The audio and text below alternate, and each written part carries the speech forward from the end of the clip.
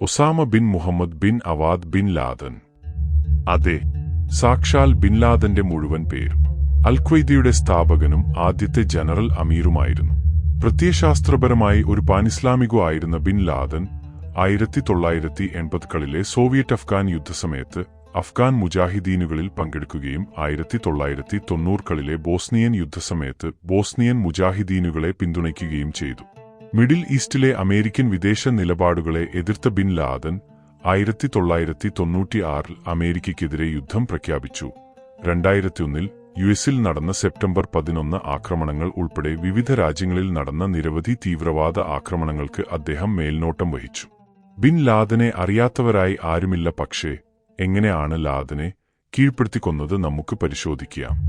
Bin ലാദനെ വധിക്കുമെന്ന് America പരസ്യമായി പ്രഖ്യാപിച്ചു. എന്നാൽ ആ ഒരു പ്രഖ്യാപനം വാസ്തവത്തിൽ ബിൻ ലാദനെ കൂടുതൽ അജ്ഞാതനാക്കി. ഓപ്പറേഷൻ നെറ്റ്യൂൺ സ്പിയർ എന്ന പ്രൊജക്ട് ഇതിനായി അവർ രൂപീകരിച്ചു. FBI, CIA തുടങ്ങി നിരവധി ഏജൻസികൾ ബിൻ ലാദന് വേണ്ടിയുള്ള അന്വേഷണം ശക്തമായി തുടർന്നു. പക്ഷേ എത്ര ശ്രമിച്ചിട്ടും ഒരു തുമ്പ് പോലും അവർക്ക് ലഭിക്കുന്നുണ്ടായിരുന്നില്ല. എന്നിരുന്നാലും അവരെ കുഴുക്കുന്ന ഒരു സംഭവം ആ സമയത്ത് നടന്നു. അൽ-ഖ്വയ്ദ സംഘം ലോകത്തിന്റെ പല ഭാഗങ്ങളിലായി ആക്രമണങ്ങൾ നടത്തുന്നുണ്ടായിരുന്നു. സംഘത്തിന്റെ തലവനായ ബിൻ ലാദന്റെ അറിവോടുകൂടിയേ ഇവ നടക്കുമെന്ന് ഉദ്യോഗസ്ഥർക്ക് അറിയാമായിരുന്നു. അതായത് ബിൻ ലാദൻ ഇപ്പോഴും അൽ-ഖ്വയ്ദ സംഘവുമായി ആശയവിനിമയം നടത്തുന്നുണ്ട്. പക്ഷേ എങ്ങനെ?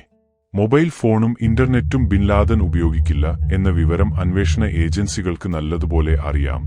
കാരണം 1998 ഓഗസ്റ്റിൽ ബിൻ ലാദന്റെ ഫോൺ ട്രാക്ക് ചെയ്തുകൊണ്ട് US സേന അഫ്ഗാനിലെ താവളങ്ങൾക്ക് നേരെ മിസൈൽ ആക്രമണം നടത്തിയിരുന്നു. അതിനുശേഷം ബിൻ ലാദൻ ഫോൺ ഉപയോഗിച്ചിട്ടില്ല എന്നാണ് അവരുടെ നിഗമനം. അപ്പോൾ പിന്നെ എങ്ങനെയായിരിക്കും അയാൾ ഇത് ചെയ്യുന്നത്? ആ ഒരു ചോദ്യം ഉദ്യോഗസ്ഥരെ ശരിക്കും കുഴക്കി. ആശയവിനിമയത്തിനായി ഏതോ ഒരു സംവിധാനം അയാൾ ഉപയോഗിക്കുന്നുണ്ടെന്ന് അവർക്ക് മനസ്സിലായി. അങ്ങനെ CIA ആ സംവിധാനത്തെക്കുറിച്ചുള്ള അന്വേഷണം ആരംഭിച്ചു. അങ്ങനെയാണ് അവർ ആ നിഗമനം എത്തുന്നത്. ആശയവിനിമയത്തിനായി അയാൾ ഉപയോഗിക്കുന്നത് പ്രാകൃത രീതിയാണ്. അതായത് ഒരു സന്ദേശവാഹകനെയാണ് ഇതിനായി അയാൾ ഉപയോഗിക്കുന്നത്. ബിൻ ലാദന്റെ സന്ദേശം അൽ-ഖ്വയ്ദയിലേക്ക് എത്തിക്കുന്നതും തിരിച്ചുള്ള സന്ദേശം ബിൻ ലാദനിലേക്ക് എത്തിക്കുന്നതും ഈ ഒരാൾ മുഖേനയാണ്.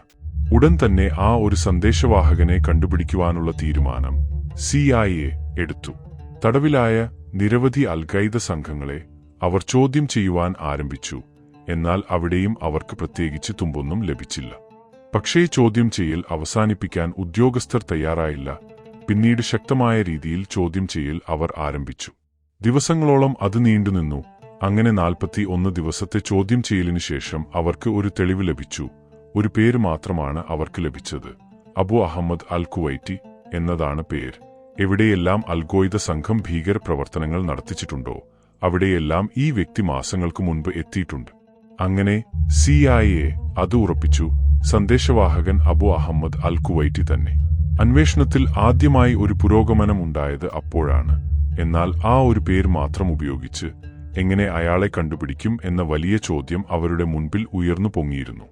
എത്ര ആലോചിച്ചിട്ടും ഒരേ ഒരു വഴി മാത്രമാണ് അവരുടെ മുൻപിൽ തെളിഞ്ഞു വരുന്നത്. ബിൻ ലാദൻ ഉണ്ടാകുവാൻ സാധ്യതയുള്ള അഫ്ഗാനിസ്ഥാനിൽ നിന്നും പാകിസ്ഥാനിൽ നിന്നുമുള്ള അന്താരാഷ്ട്ര കോളുകൾ ടാപ്പ് ചെയ്യുക. ആ ഒരു വഴി എന്നത് കടൽ നീന്തി കടക്കുന്നതിന് തുല്യമാണെന്ന് അവർക്ക് തോന്നി. ആയിരക്കണക്കിന് കോളുകളാണ് ദിനംപ്രതി ഇവിടങ്ങളിൽ നിന്നും വന്നുകൊണ്ടിരുന്നത്. അതിൽ നിന്നും അൽ-കുവൈറ്റി എന്ന പേര് അവർക്ക് ലഭിക്കുമോ ഇല്ലയോ എന്ന് പോലും ഉറപ്പില്ല. പക്ഷേ CIAക്ക് മുൻപിൽ മറ്റു വഴികൾ ഒന്നും ഉണ്ടായിരുന്നില്ല. ആകെ കിട്ടിയ തെളിവുമായി തന്നെ മുൻപോട്ട് പോകാമെന്ന് അവർ തീരുമാനിച്ചു. അങ്ങനെ അവർ ആ ജോലി ആരംഭിച്ചു. ദിവസങ്ങൾ ആഴ്ചകളായി, ആഴ്ചകൾ മാസങ്ങളായി, മാസങ്ങൾ വർഷങ്ങളായി. ഒരു തെളിവ് പോലും ഇപ്പോഴും ലഭിച്ചിട്ടില്ല. പെട്ടെന്നാണ് ഒരു ഉദ്യോഗസ്ഥന്റെ ശബ്ദം ആ ഓഫീസിൽ ഉയരുന്നത്. ഇത് അയാൾ തന്നെ. എല്ലാവരെയും അമ്പരിപ്പിക്കുന്നതായിരുന്നു ആ ഓഫീസറുടെ വാക്കുകൾ. ഉടൻ തന്നെ ഓഫീസിലെ മറ്റു ഉദ്യോഗസ്ഥർ അദ്ദേഹത്തിനരികിലെത്തി. അവരെല്ലാവരും കൂടി ആ ഫോൺ സംഭാഷണം കേൾക്കുവാൻ തുടങ്ങി. നിങ്ങളിപ്പോൾ എന്താണ് ചെയ്യുന്നത്? ഞാൻ പറയുന്നത് കേൾക്കുന്നില്ലേ? നിങ്ങളിപ്പോൾ എന്താണ് ചെയ്യുന്നത്? ഞാൻ മുൻപുള്ളവരുടെ ഒപ്പം തന്നെയാണ്. അല്ലാഹു നിങ്ങളെ അനുഗ്രഹിക്കട്ടെ. 4 വർഷം. അങ്ങനെ 4 വർഷത്തെ പരിശ്രമത്തിനൊടുവിൽ അവർ അവരുടെ ലക്ഷ്യത്തിൽ എത്തി. അത് അൽ-കുവൈറ്റിയുടെ ഫോൺ സംഭാഷണം ആണെന്ന് അവർക്ക് അപ്പോൾ തന്നെ മനസ്സിലായി. ഉടൻ തന്നെ ആ നമ്പർ ഉപയോഗിച്ച് ലൊക്കേഷൻ അവർ ട്രാക്ക് ചെയ്തു. പാകിസ്ഥാനിലെ അബോട്ടാബാദ് എന്ന സ്ഥലത്താണ് അയാളുടെ താമസം. പാകിസ്ഥാൻ ആർമി ക്യാമ്പിൽ നിന്നും 2 കിലോമീറ്റർ ദൂരം മാത്രമാണ് വീട്ടിലേക്കുള്ളത്. അങ്ങനെ അയാളുടെ നീക്കങ്ങൾ CIA നിരീക്ഷിക്കുവാൻ തീരുമാനിച്ചു. കണ്ടാൽ പാകിസ്ഥാനികൾ എന്ന് തോന്നിക്കുന്ന ചില ഉദ്യോഗസ്ഥർ അബോട്ടാബാദിൽ ഒരു വീട് വാടകയ്ക്ക് എടുത്തു. പ്രധാനമായും അവരുടെ ലക്ഷ്യം അൽ കുവൈറ്റിയുടെ വീട്ടിലെ അംഗങ്ങളെക്കുറിച്ച് അറിയുകയാണ്. തന്റെ ഇളയ ഭാര്യയോടും കുടുംബത്തോടും ഒപ്പമാണ് അയാൾ താമസിക്കുന്നതെന്ന് ഉദ്യോഗസ്ഥർ കണ്ടെത്തി. പക്ഷേ എത്ര ശ്രമിച്ചിട്ടും അതിൽ കൂടുതൽ വിവരങ്ങൾ അവർക്ക് കണ്ടെത്താൻ കഴിയുന്നുണ്ടായിരുന്നില്ല. കാരണം അൽ കുവൈറ്റി ഒഴിച്ച് ആ വീട്ടിലെ ആരും തന്നെ ഒരിക്കൽ പോലും പുറത്തിറങ്ങിയിരുന്നില്ല. ഭക്ഷണത്തിനായി അവരുടെ വളപ്പിൽ വളർത്തുന്ന പച്ചക്കറികളെയും ആടുകളെയും ആണ് അവർ ആശ്രയിക്കുന്നത്. കുട്ടികൾ സ്കൂളുകളിലേക്ക് പോലും പോകുന്നില്ല. എന്തോ ഒരു രഹസ്യം അവർ അവിടെ സൂക്ഷിക്കുന്നുണ്ടെന്ന് CIA ഏജന്റുമാർ മനസ്സിലാക്കി. അങ്ങനെയാണ് അവർ ആ ഒരു കാര്യം ചെയ്യുന്നത്. ഒരു വ്യാജ പോളിയോ വാക്സിനേഷൻ പരിപാടി അവർ തുടങ്ങി. അതിനായി പരിസരത്തുള്ള വീടുകളിലെ അംഗങ്ങളുടെ ഡീറ്റെയിൽസ് അവർ എടുത്തു. സ്വാഭാവികമായും അൽ കുവൈറ്റിയുടെ വീട്ടിലും അവരെത്തി. എന്നാൽ അൽ കുവൈറ്റിയുടെ കുടുംബത്തിലെ അംഗങ്ങളുടെ വിവരങ്ങൾ മാത്രമാണ് അവർക്ക് അവിടെ നിന്നും ലഭിച്ചത്. അതിൽ കൂടുതൽ ഒന്നും അവിടെ നിന്നും ലഭിച്ചില്ല. അങ്ങനെ എത്ര ശ്രമിച്ചിട്ടും അന്വേഷണം പുരോഗമിക്കുന്നില്ല എന്ന അവസ്ഥയിലേക്ക് അവരെത്തി. എന്നാൽ ആ അവസ്ഥ അധികനാൾ തുടർന്നില്ല. US എയർഫോഴ്സ് സഹായവുമായി രംഗത്തെത്തുന്നത് അപ്പോഴാണ്. RQ-170 അത്യാധുനിക ടെക്നോളജിയാൽ വികസിപ്പിച്ചെടുത്ത പൈലറ്റ് ആവശ്യമില്ലാത്ത ഒരു കുഞ്ഞൻ വിമാനമാണിത്. കടൽനിരപ്പിൽ നിന്നും 50,000 അടി മുകളിൽ നിന്നും ഇവന് പറക്കുവാൻ സാധിക്കും. ഇവനിൽ ഘടിപ്പിച്ചിരിക്കുന്ന പവർഫുൾ ക്യാമറകളാൽ 50,000 അടി താഴെയുള്ള വസ്തുക്കളെ കൃത്യമായി നിരീക്ഷിക്കുവാനും സാധിക്കും. ആരെയാണ് പിടിക്കാൻ പോകുന്നത്, എന്താണ് മിഷൻ എന്നൊന്നും US എയർഫോഴ്സ് ഓഫീസർമാർക്ക് അറിയില്ല. അവർക്ക് ആകെ അറിയാവുന്നത് ഒരു വീട് നിരീക്ഷിക്കുവാനുള്ള സംവിധാനത്തിന്റെ ആവശ്യകതയെക്കുറിച്ചാണ്. ഒരു CIA ഓഫീസർ ചോദിച്ചു, പക്ഷേ നമ്മൾ അയക്കുന്നത് മറ്റൊരു രാജ്യത്തേക്കാണെങ്കിലോ? അതും അവർ അറിയാതെ. അതിന്റെ മറുപടിയായി എയർഫോഴ്സ് ഓഫീസറുടെ മുഖത്ത് ഒരു പുഞ്ചിരിയാണ് ആദ്യം ഉയർന്നത്. സാധാരണഗതിയിൽ ഒരു വിമാനം പറക്കുന്നത് 35,000 അടി മുകളിലാണ്. അതുകൊണ്ടുതന്നെ രാജ്യങ്ങളിലെ റഡാറുകൾ പ്രവർത്തിക്കുന്നതും ആ ഒരു റേഞ്ചിലാണ്. അപ്പോ പറഞ്ഞുവരുന്നത് എന്താണെന്ന് ചോദിച്ചാൽ ഏതൊരു രാജ്യത്തിന്റെ റഡാറിലും ഇവൻ ഒരിക്കൽ പോലും പതിയില്ല എന്നതാണ്. അങ്ങനെ RQ-170 എന്ന കുഞ്ഞൻ ഡ്രോൺ അൽ കുവൈറ്റിയുടെ വീട്ടിൽ നിന്നും 50,000 അടി മുകളിൽ നിന്നുകൊണ്ട് നിരീക്ഷണം ആരംഭിച്ചു. മാസങ്ങളോളം അവർ ആ ഒരു രീതിയിൽ നിരീക്ഷണം തുടർന്നു. അങ്ങനെയാണ് അവർക്കത് മനസ്സിലാകുന്നത് അൽ കുവൈറ്റിയുടെ കുടുംബം തിനുപുറമേ മറ്റൊരു കുടുംബം കൂടി രഹസ്യമായി ആ വീടിന്റെ 3ാമത്തെ നിലയിൽ താമസിക്കുന്നുണ്ട്. ബിൻ ലാദന്റെ കുടുംബം ആകാനാണ് അത് സാധ്യത എന്ന് അവർക്ക് തോന്നി. കുറച്ചു ദിവസങ്ങൾക്കുള്ളിലാണ് അവരുടെ കണ്ണുകളിൽ ആ ഒരു കാഴ്ചപ്പെടുന്നത്. എന്നും രാവിലെ ആ വീടിന്റെ പുറത്തെ വളപ്പിൽ ഒരാൾ നടക്കുന്നുണ്ട്. നടത്തത്തിന്റെ രീതി കണ്ടിട്ട് അത് അൽ കുവൈറ്റി അല്ല എന്ന് അവർക്ക് മനസ്സിലായി. ശേഷം അൽഖ്വയ്ദ പുറത്തുവിട്ട ബിൻ ലാദന്റെ വീഡിയോകൾ അവർ പരിശോധിക്കുവാൻ തുടങ്ങി. പക്ഷേ ആ നടത്തത്തിൽ നിന്നും ഇതിന് വ്യത്യാസമുണ്ട്. മാത്രവുമല്ല, ബിൻ ലാദനേക്കാൾ തടിച്ചിട്ടുള്ള ഒരാളാണ് ഇതെന്ന് അവർക്ക് മനസ്സിലായി. ആ കണ്ടുപിടുത്തം ഉദ്യോഗസ്ഥരിൽ ആശയക്കുഴപ്പം സൃഷ്ടിച്ചു. എന്താണ് ഇപ്പോൾ ചെയ്യേണ്ടത് എന്നുള്ള അവസ്ഥയിൽ അവർ വഴുതി വീണു. അത് ബിൻ ലാദൻ ആണെന്ന് ഉറപ്പിക്കാതെ ഒന്നും തന്നെ ചെയ്യാൻ കഴിയില്ല. എന്നാൽ പെട്ടെന്നാണ് ഒരു CIA ഉദ്യോഗസ്ഥൻ ഒരു സംശയം ഉയർത്തിയത്. സ്വസ്ഥ ജീവിതം നയിക്കുന്നതിന്റെ ഭാഗമായി അയാൾ സ്വയം തടിവെച്ചതാണെങ്കിലോ? തടിവെച്ചപ്പോൾ സ്വാഭാവികമായും അയാളുടെ നടത്തത്തിൽ വ്യത്യാസം വന്നതാണെങ്കിലോ? മാത്രമല്ല, അയാൾ എത്ര തടിവെച്ചാലും വേഷം മാറിയാലും അയാൾക്ക് മാറ്റുവാൻ പറ്റാത്ത ഒരു കാര്യം അയാളിലുണ്ട്: അയാളുടെ അസാമാന്യ ഉയരം. അങ്ങനെ സൂര്യന്റെ സ്ഥാനവും നിഴലിന്റെ വലിപ്പവും കണക്കിലെടുത്ത് അവർ ആ മനുഷ്യന്റെ ഉയരം അളന്നു. 6 അടി 5 ഇഞ്ചു. ഒസാമ ബിൻ ലാദന്റെ അതേ ഉയരം. അങ്ങനെ അത് ഉറപ്പിച്ചു. അൽ കുവൈറ്റിയുടെ വീട്ടിൽ ഉയരം കൂടിയ മനുഷ്യൻ ഒസാമ ബിൻ ലാദൻ തന്നെ. കണ്ടുപിടിച്ച കാര്യങ്ങളെല്ലാം CIA അന്നത്തെ പ്രസിഡന്റ് ആയ ബറാക്ക് ഒബാമയെ അറിയിച്ചു. മാത്രവുമല്ല, അറ്റാക്ക് ചെയ്യുവാനുള്ള രീതികളും അവർ പ്രസിഡന്റിനു മുൻപിൽ അവതരിപ്പിച്ചു. 3 രീതികളിലാണ് നമുക്ക് അറ്റാക്ക് ചെയ്യാൻ കഴിയുക. ആദ്യത്തെ രീതി, പാകിസ്ഥാൻ രഹസ്യ അന്വേഷണ സമിതിയുമായി സഹകരിച്ച് ആ കെട്ടിടം കീഴടക്കുക. ശേഷം പ്രതികളെ ജീവനോടെയോ അല്ലാതെയോ അമേരിക്കയിലേക്ക് കൊണ്ടുവരിക. രണ്ടാമത്തെ രീതി, സമുദ്രത്തിൽ നിർത്തിയിട്ടിരിക്കുന്ന അമേരിക്കൻ പടക്കപ്പലുകൾ ഉപയോഗിച്ച് മിസൈൽ വർഷം നടത്തുക. അവസാനത്തെ പ്ലാൻ, പാകിസ്ഥാന്റെ സമ്മതമോ അറിവോ കൂടാതെ US സൈന്യം കെട്ടിടത്തെ കീഴടക്കുക. ശേഷം കെട്ടിടത്തിനകത്തുനിന്നും പ്രതികളെ ജീവനോടെയോ അല്ലാതെയോ പിടികൂടുക. ഈ 3 രീതികളിലും നിരവധി റിസ്ക് എലമെന്റുകൾ ഉണ്ട്. ആദ്യത്തെ രീതിയിൽ റിസ്ക് എലമെന്റ് എന്നത് പാകിസ്ഥാൻ സൈന്യം തന്നെയാണ്. പാകിസ്ഥാൻ സൈന്യം അറിഞ്ഞുകൊണ്ടാണ് ബിൻ ലാദൻ അവിടെ താമസിക്കുന്നതെങ്കിൽ ആ ഒരു പ്ലാൻ അക്ഷരാർത്ഥത്തിൽ പരാജയമാകും. രണ്ടാമത്തെ രീതിയിലെ റിസ്ക് എന്നത് കെട്ടിടത്തെ പറ്റിയുള്ള നമ്മുടെ വ്യക്തത ഇല്ലായ്മയാണ്. അതായത് കെട്ടിടത്തിന്റെ താഴേക്ക് നിലകൾ ഉണ്ടെങ്കിൽ അവയിലാണ് ബിൻ ലാദൻ താമസിക്കുന്നതെങ്കിൽ അയാൾ രക്ഷപ്പെടുവാനുള്ള സാധ്യത കൂടുതലാണ്.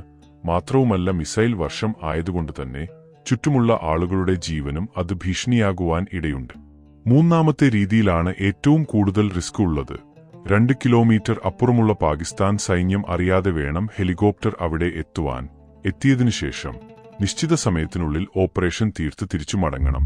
എന്തെങ്കിലും കാരണവശാൽ പാകിസ്ഥാൻ സൈന്യം ഓപ്പറേഷന്റെ ഇടയ്ക്ക് വിവരം അറിഞ്ഞുകഴിഞ്ഞാൽ വലിയൊരു ദുരന്തമായിരിക്കും പിന്നീട് നടക്കുക. ഓപ്പറേഷനിൽ ഏർപ്പെടുന്ന കമാൻഡോകൾക്കു എന്തും സംഭവിക്കാം. പൂർണ്ണ ഉത്തരവാദിത്വം പ്രസിഡന്റിനായിരിക്കും.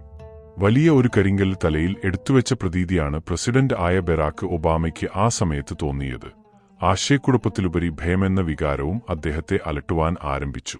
മിഷൻ പരാജയപ്പെടുകയാണെങ്കിൽ രാജ്യത്തിന്റെ പ്രതിച്ഛായ തന്നെ താഴേക്ക് കൂപ്പുകുത്തി വീഴുമെന്ന് അദ്ദേഹത്തിന് അറിയാമായിരുന്നു. ഒരു രഹസ്യ ഔദ്യോഗിക മീറ്റിംഗ് വൈറ്റ് ഹൌസിൽ നടന്നു. ഒബാമയും ഉന്നത ഉദ്യോഗസ്ഥരും മറ്റും അടങ്ങുന്നതായിരുന്നു ആ മീറ്റിംഗ്. എന്നാൽ ഇവർ കൂടാതെ ടീം റെഡ് എന്ന ഒരു ടീം കൂടി മീറ്റിംഗിൽ ഉണ്ടായിരുന്നു. സിഐയുടെ കണ്ടെത്തലുകളുടെ കൃത്യത പരിശോധിക്കുവാൻ വേണ്ടിയായിരുന്നു ഒബാമ ടീം റെഡിനെ മീറ്റിംഗിൽ ക്ഷണിച്ചത്. കണ്ടെത്തിയിരിക്കുന്നത് ബിൻ ലാദൻ ആണെന്ന് 60 മുതൽ 70% വരെയായിരുന്നു സിഐ പ്രസിഡന്റ് ഉറപ്പു നൽകിയിരുന്നത്. എന്നാൽ സിഐ കണ്ടുപിടിച്ച വിവരങ്ങൾ പരിശോധിച്ച റെഡ് ടീമിന്റെ അഭിപ്രായം മറ്റൊന്നായിരുന്നു. അത് ബിൻ ലാദൻ തന്നെ ആകുവാൻ 40% സാധ്യത മാത്രമാണുള്ളതെന്ന് റെഡ് ടീം ഉന്നയിച്ചു. റെഡ് ടീമിന്റെ ആ അഭിപ്രായം ഒബാമയെ ഞെട്ടിക്കുന്നതായിരുന്നു. എന്താണ് ചെയ്യേണ്ടതെന്ന് അദ്ദേഹത്തിന് അറിയില്ലായിരുന്നു. എന്നാൽ തീരുമാനം എടുക്കേണ്ടത് അത്യാവശ്യമായിരുന്നു. പിറ്റേ ദിവസം താൻ ഒരു തീരുമാനം എടുക്കാം എന്ന് പറഞ്ഞ് മീറ്റിംഗ് അവസാനിപ്പിച്ചു. തലേ ദിവസത്തെ അതേ ആളുകൾ മീറ്റിംഗിൽ പങ്കുചേരുവാൻ വന്നു. ഒബാമയും എത്തി. ഒരു തീരുമാനം പ്രസിഡന്റ് എടുത്തിട്ടുണ്ടായിരുന്നു. മിഷനുമായി നാം മുന്നോട്ടു പോവുകയാണ്. ഓപ്പറേഷൻ മൂന്നാമത്തെ രീതിയിലായിരിക്കും നടക്കുക. അതായത് പാകിസ്ഥാന്റെ സമ്മതമോ അറിവോ കൂടാതെ US സൈന്യം കെട്ടിടത്തെ കീഴടക്കുക. ശേഷം കെട്ടിടത്തിനകത്തുനിന്നും പ്രതികളെ ജീവനോടെയോ അല്ലാതെയോ പിടികൂടുക. പ്രസിഡന്റിന്റെ ആ പ്രഖ്യാപനം എല്ലാവരെയും ഞെട്ടിക്കുന്നതായിരുന്നു. ഏറ്റവും റിസ്ക് കൂടിയ രീതി തന്നെയാണ് ഒബാമ തെരഞ്ഞെടുത്തിരിക്കുന്നത്. അങ്ങനെ US സൈന്യം ഉടനടി അതിനായുള്ള ഒരുക്കങ്ങൾ ആരംഭിച്ചു. അസാമാന്യ ധൈര്യവും എക്സ്പീരിയൻസുമുള്ള 79 പേരെ അവർ ഇതിനായി തിരഞ്ഞെടുത്തു.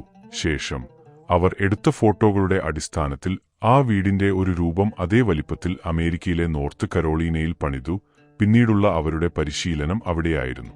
രാത്രിയിലായിരുന്നു പ്രധാനമായും അവർ പരിശീലനം നടത്തിയിരുന്നത്. മാസങ്ങളോളം ആ പരിശീലനം തുടർന്നു. വീടിന്റെ ഓരോ ഭാഗവും അവർക്ക് സുപരിചിതമായി മാറി. 79 പേരുടെ കൂട്ടത്തിൽ വേറെ ഒരാളും യഥാർത്ഥത്തിൽ പരിശീലനത്തിനുണ്ടായിരുന്നു. കേറോ. ഒരു മിലിറ്ററി നായയാണ് കേറോ. കേറോയെ നിയന്ത്രിക്കുന്നത് മറ്റൊരാളായിരിക്കും. ഒരു നൈറ്റ് വിഷൻ ക്യാമറയും ചെവിയിൽ ഇയർഫോണും അവന് നൽകിയിട്ടുണ്ട്. ഇയർഫോണിലൂടെ നൽകുന്ന കമാൻഡ് അനുസരിച്ചായിരിക്കും അവന്റെ പ്രവർത്തനം. വീടിനു പുറത്തേക്ക് രക്ഷപ്പെടുന്ന ആളുകളെ പിടികൂടുക, സൈനികർക്ക് പോകുവാൻ പറ്റാത്ത ഇടങ്ങളിലേക്ക് പോവുക എന്നതൊക്കെയാണ് അവർ അവന് നൽകിയ പ്രധാന ജോലികൾ. ഓപ്പറേഷൻ വേണ്ടി US ആർമിയുടെ ബ്ലാക്ക് ഹോക്ക് ഹെലികോപ്റ്ററുകൾ ചില മോഡിഫിക്കേഷനുകൾ അവർ നടത്തിയിരുന്നു. വളരെയധികം ശബ്ദം കുറഞ്ഞതും വളരെയധികം താഴ്ന്ന ഉയരത്തിൽ പറക്കുന്നതുമായ രീതിയിലാണ് അവർ അത് രൂപകൽപ്പന ചെയ്തത്. അങ്ങനെ അമേരിക്കൻ സൈന്യം എല്ലാ അർത്ഥത്തിലും ആ കൊടും തീവ്രവാദിയെ പിടികൂടുവാൻ തയ്യാറായി. അന്നോ ആകാശത്തു ചന്ദ്രൻ ഇല്ലാത്ത കറുത്ത രാത്രിയായിരുന്നു. അത് അവരുടെ പ്ലാനിങ്ങിന്റെ ഭാഗമായിരുന്നു. അഹമ്മദാബാദിലെ ജലാലാബാദിലുള്ള US മിലിറ്ററി ക്യാമ്പിൽ നിന്നും അവർ ദൗത്യത്തിനായി ഇറങ്ങി. സൈന്യത്തിന്റെ നീക്കങ്ങൾ എല്ലാം പ്രസിഡന്റും സംഘവും ലൈവായി വൈറ്റ് ഹൌസിൽ രഹസ്യമായി കാണുവാൻ ആരംഭിച്ചു. 90 മിനിറ്റുകൾക്ക് ശേഷം ആദ്യ ഹെലികോപ്റ്റർ കെട്ടിടത്തിനു മുകളിലെത്തി 6 പട്ടാളക്കാർ കയറിൽ തൂങ്ങിയിറങ്ങുവാൻ തുടങ്ങുകയായിരുന്നു. പക്ഷേ പെട്ടെന്നായിരുന്നു അവർ പ്രതീക്ഷിക്കാത്ത ഒരു കാര്യം സംഭവിച്ചത്. ഹെലികോപ്റ്റർ അനിയന്ത്രിതമായി വട്ടം കറങ്ങുവാൻ തുടങ്ങി. എന്താണ് സംഭവിക്കുന്നതെന്ന് ആർക്കും മനസ്സിലാകുന്നുണ്ടായിരുന്നില്ല. പ്രൊപ്പല്ലർ കറങ്ങുന്നത് കാരണം വീടിന്റെ മതിൽക്കെട്ടിനകത്തുള്ള വായുവിൽ ചുഴി രൂപപ്പെട്ടിരിക്കുന്നു. ഹെലികോപ്റ്ററിന്റെ നിയന്ത്രണം പൈലറ്റിന് നഷ്ടപ്പെട്ടിരിക്കുന്നു. ഉടൻ തന്നെ പൈലറ്റ് ഹെലികോപ്റ്റർ താഴേക്ക് ഇടിച്ചിറക്കി. എല്ലാവരെയും ഞെട്ടിക്കുന്നതായിരുന്നു ആ സംഭവം. തുടക്കം തന്നെ അവരുടെ പ്ലാനിങ്ങിൽ ഇല്ലാത്ത ഒരു കാര്യം സംഭവിച്ചിരിക്കുന്നു. പ്രസിഡന്റ് അടക്കം വൈറ്റ് ഹൌസിലുള്ള എല്ലാവരുടെയും നെഞ്ചിടിപ്പ് അതിശക്തമായി വർദ്ധിച്ചു. പട്ടാളക്കാരെല്ലാം സ്തംഭിച്ചു നിന്നു. ഉടൻ തന്നെ മെയിൻ കമാൻഡറായ മെക്ലാറിന്റെ ശബ്ദം മറ്റു പട്ടാളക്കാരിൽ എത്തി. Mission continue. ആദ്യത്തെ ഹെലികോപ്റ്ററിൽ ഉണ്ടായ സൈനികരെല്ലാം പുറത്തേക്കിറങ്ങി. രണ്ടാമത്തെ ഹെലികോപ്റ്റർ മതിലിന് പുറത്തായി നിർത്തി. അതിൽ നിന്നും പുറത്തിറങ്ങിയ സൈനികർ മതിൽ ചാടിക്കടന്ന് അകത്തേക്ക് നീങ്ങി. കെട്ടിടം അവർ പൂർണ്ണമായും വളഞ്ഞു എന്ന് തന്നെ പറയാം. പെട്ടെന്നാണ് കെട്ടിടത്തിനകത്തെ ഒരു റൂമിൽ ലൈറ്റ് തെളിഞ്ഞത്. മെയിൻ സ്വിച്ചിനരികിൽ ഉണ്ടായിരുന്ന പട്ടാളക്കാരൻ ഉടൻ തന്നെ വീട്ടിലെ വൈദ്യുതി ബന്ധം വിച്ഛേദിച്ചു. ഉടൻ തന്നെ ആ റൂമിൽ നിന്നും വാതിൽ തുറക്കാതെ ആരോ വെടി ഉതിർക്കുവാൻ തുടങ്ങി. വെടിയൊച്ചയുടെ ശബ്ദം അവിടെ ആകെ പരന്നു. നിമിഷങ്ങൾക്കുള്ളിൽ ആ ശബ്ദം നിന്നു. ആ വാതിൽ ആരോ തുറക്കുന്നു. വെടിയുതിർത്ത അയാൾ പുറത്തേക്ക് നടക്കുന്നു. ഉടൻ തന്നെ ഇരുട്ടിന്റെ മറവിൽ നിൽക്കുന്ന യുഎസ് സൈന്യം അയാളുടെ മേൽ വെടിയുതിർത്തു. അയാൾ താഴെ വീണ ശേഷം അയാളുടെ മുഖം പരിശോധിച്ചു. അൽ കുവൈറ്റി. ശേഷം സൈനികർ വീടിനകത്തേക്ക് കടക്കുവാൻ ആരംഭിച്ചു. ആ സമയത്ത് തന്നെയാണ് വെടിയൊച്ച കേട്ട് സമീപവാസികൾ വീടിനു പുറത്ത് തടിച്ചു കൂടുവാൻ ആരംഭിച്ചത്. അവരിൽ ചിലർ ഇവിടെ എന്താണ് നടക്കുന്നതെന്നു സൈനികരോട് ചോദിച്ചു. സൈനിക പരിശീലനമാണ് ഇവിടെ നടക്കുന്നതെന്ന മറുപടി അവർ നാട്ടുകാർക്ക് നൽകി. എന്നിരുന്നാലും നാട്ടുകാർ പിരിഞ്ഞു പോകുന്നുണ്ടായിരുന്നില്ല. താഴെയുള്ള എല്ലാ മുറികളിലും അവർ അരിച്ചുപറക്കി. പതിയെ പതിയെ അവർ മുകളിലേക്ക് കയറുവാൻ തുടങ്ങി. രണ്ടാം നിലയിൽ കുട്ടികളുടെയും സ്ത്രീകളുടെയും കരച്ചിൽ മാത്രമാണ് കേൾക്കുന്നത്. ശേഷം അവരെയെല്ലാം സൈനികർ ഒരു മുറിയിലാക്കി നിശബ്ദമായിരിക്കുവാൻ ആജ്ഞാപിച്ചു. മൂന്നാമത്തെ നിലയിലേക്ക് അവർ കയറി തുടങ്ങി. പെട്ടെന്നാണ് ഒരാൾ ഓടുന്ന ശബ്ദം അവർ കേട്ടത്. ശബ്ദം കേട്ട ദിശയിലേക്ക് അവർ ഓടി. മുൻപിൽ ഓടിയ സൈനികനാണ് ആ കാഴ്ച കണ്ടത്. അയാൾ ഉടൻ തന്നെ വൈറ്റ് ഹൌസിൽ ഇരിക്കുന്ന മേജർ കമാൻഡിന് ഒരു സന്ദേശം നൽകി. Geronimo confirm. ജെറോണിമോ എന്നത് ബിൻ ലാദനു അവർ നൽകിയ കോഡ് നെയിം ആയിരുന്നു. സന്ദേശം കേട്ട ഉടൻ തന്നെ വൈറ്റ് ഹൌസിൽ ഉള്ളവർ ഞെട്ടിത്തെറിച്ചു. ബിൻ ലാദൻ ഒരു മുറിയിലേക്കാണ് ഓടിക്കേറിയത്. പുറകെ സൈനികരും കയറി. ഒരു സ്ത്രീയെ മറയായി വെച്ചുകൊണ്ട് നിൽക്കുന്ന ബിൻ ലാദനെയാണ് മുറിയിൽ കയറിയപ്പോൾ അവർ കണ്ടത്. മറ്റൊരു വഴിയുമില്ലാതെ വന്നപ്പോൾ സൈനികർ ആ സ്ത്രീയുടെ മുട്ടിന് താഴെ വെടിവെച്ച് വീഴ്ത്തി. അതിനു തൊട്ടുപിന്നാലെയായി ബിൻ ലാദനെയും അവർ വെടിവെച്ചു. ഉടൻ തന്നെ സൈനികരിൽ ഒരാൾ മേജർ കമാൻഡിന് ഒരു സന്ദേശം നൽകി. അതായത് enemy killed in action. White ഹൌസിൽ ഇരുന്ന എല്ലാവരുടെയും മുഖത്തുനിന്നും പിരിമുറുക്കം മാഞ്ഞുപോയി. വിചിത്രമായ ഒരു പുഞ്ചിരി അവരുടെ ചുണ്ടുകളിൽ തെളിഞ്ഞുവന്നു. ഉടൻ തന്നെ സൈനികർ ബിൻ ലാദന്റെ ബോഡി തിരിച്ച് ഹെലികോപ്റ്ററിൽ എത്തിച്ചു. കൂടാതെ നിരവധി കമ്പ്യൂട്ടർ ഹാർഡ് ഡ്രൈവുകളും പെൻഡ്രൈവുകളും സിഡികളും അവർ അവിടെ നിന്നും കണ്ടെത്തി. പോകുവാൻ നേരം ആദ്യം തകർന്ന ഹെലികോപ്റ്റർ അവർ സ്ഫോടക വസ്തുക്കൾ ഉപയോഗിച്ച് പൂർണ്ണമായും തകർത്തു. ഹെലികോപ്റ്റർ ജലാലാബാദിലേക്ക് എത്തി. ഉടൻ തന്നെ ബിൻ ലാദന്റെ ശരീരം ശാസ്ത്രപരിശോധനകൾക്ക് വിധേയമാക്കി. ബിൻ ലാദൻ തന്നെയാണോ എന്ന് ശാസ്ത്രീയമായി തെളിയിക്കുവാൻ ആയിരുന്നു അത്. ആ ഒരു സമയമായപ്പോഴേക്കും സംഭവം പുറം ലോകം അറിഞ്ഞു തുടങ്ങിയിരുന്നു. എന്നാൽ ഔദ്യോഗികമായി ഒരു വാർത്ത എവിടെ നിന്നും വന്നില്ല. അമേരിക്കൻ പ്രസിഡന്റ് ബറാക് ഒബാമ ആ ഞെട്ടിക്കുന്ന വാർത്ത ജനങ്ങളിലേക്ക് എത്തിച്ചു. Good evening. Tonight, I can report to the American people and to the world. The United States has conducted an operation that killed Osama, the leader of Al-Qaeda.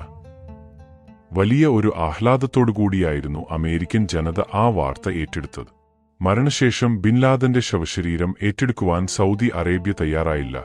ശേഷം Pakistan, Sudan, Afghanistan എന്നീ രാജ്യങ്ങളെ America സമീപിച്ചു. എന്നാൽ അവരാരും ബിൻ ലാദന്റെ മൃതദേഹം ഏറ്റെടുക്കുവാൻ തയ്യാറായില്ല. അങ്ങനെ America അത് തീരുമാനിച്ചു. മൃതശരീരം ഒരു ഇരുമ്പ് ചങ്ങലയിൽ ബന്ധിപ്പിച്ചതിനു ശേഷം അവർ കടലിൽ ഒഴുക്കിക്കളഞ്ഞു. അങ്ങനെ 10 ലക്ഷം ആളുകളുടെ മരണത്തിന് കാരണമായ കൊടും തീവ്രവാദിയായ ഒസാമ ബിൻ ലാദന്റെ കഥ അമേരിക്ക തീർത്തു. ഇതേപോലെയുള്ള നല്ല നല്ല കഥകൾക്കായി ഈ ചാനൽ സബ്സ്ക്രൈബ് ചെയ്യുക. ഏതു തരം കഥകൾ ആണ് നിങ്ങൾക്ക് വേണ്ടത് എന്ന് കമന്റിൽ ഇടുക.